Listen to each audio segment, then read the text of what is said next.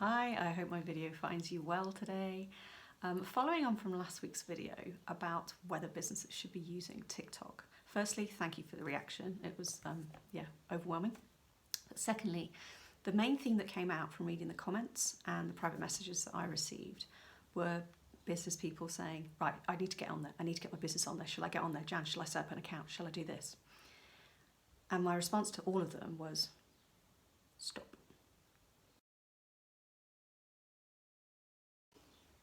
So why did I say stop? Simple. You can't just jump onto every new social media platform that comes out. You spread yourself too thinly and then you end up doing really poor content across all of your social media sites rather than doing a couple of social media sites really well.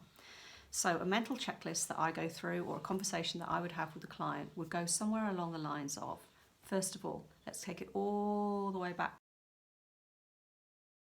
Number one, go back to your vision statement for your business. What's a vision statement, you might ask? It's basically the overall objectives that you have for the business. So for Disney, for example, their vision statement is to make people happy. It's as wide and generic as that. Then you look at the mission statement. The mission statement supports that vision. So how are you going to achieve making people happy if you're Disney? So Disney's mission statement, carrying on from their vision statement, is to make people happy by providing out-of-this-world experiences for people of all ages.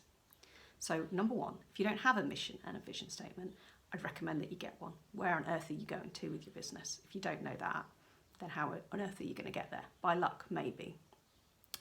And then underneath that, there's a number of things, but the key one I want to bring out today is your marketing objectives. So what are you trying to do with your business? How are you trying to get to the point where you can, if you're Disney, make people happy, for example? So one of their marketing objectives won't just be to get 10 million people through the door.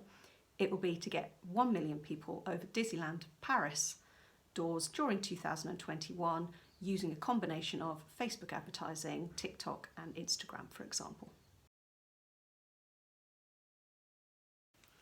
So if you're looking at objectives, marketing objectives for your business, it could be to position yourself as an expert, but you need to get more specific than that. So it could be to position yourself as an expert on LinkedIn amongst small business owners in the West Midlands, for example, over the next 12 months.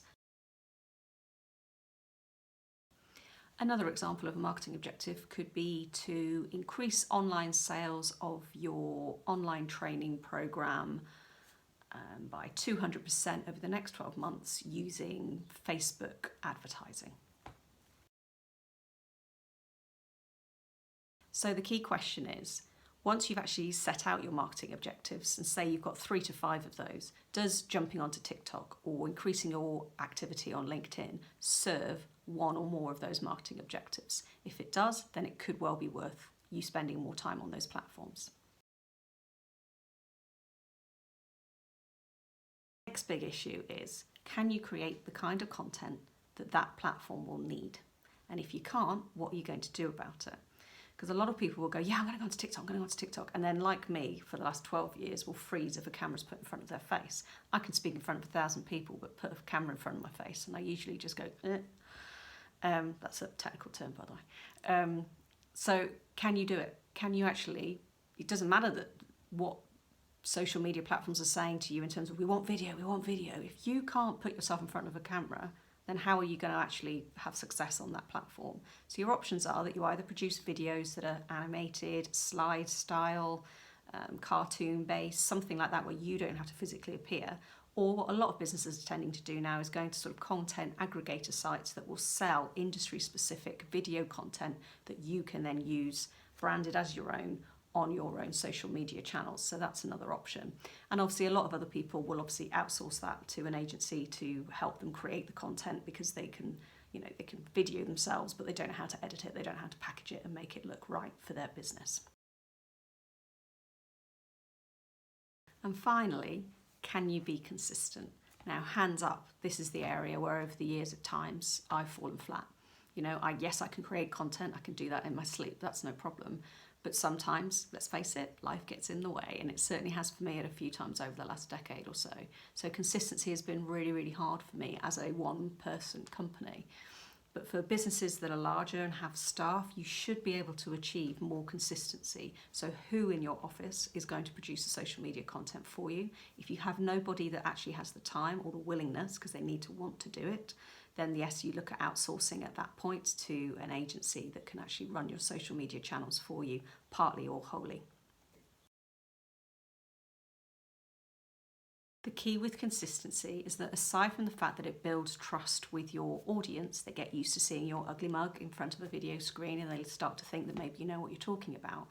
But the social media platforms themselves, whilst their algorithms all work individually on each platform, the one common thread that runs through all of them is they like consistent creators. So if you put up posts consistently, they will rank you higher than people that put up one video now, another video 4 months later, and then maybe chuck out a tweet 4 months later after that.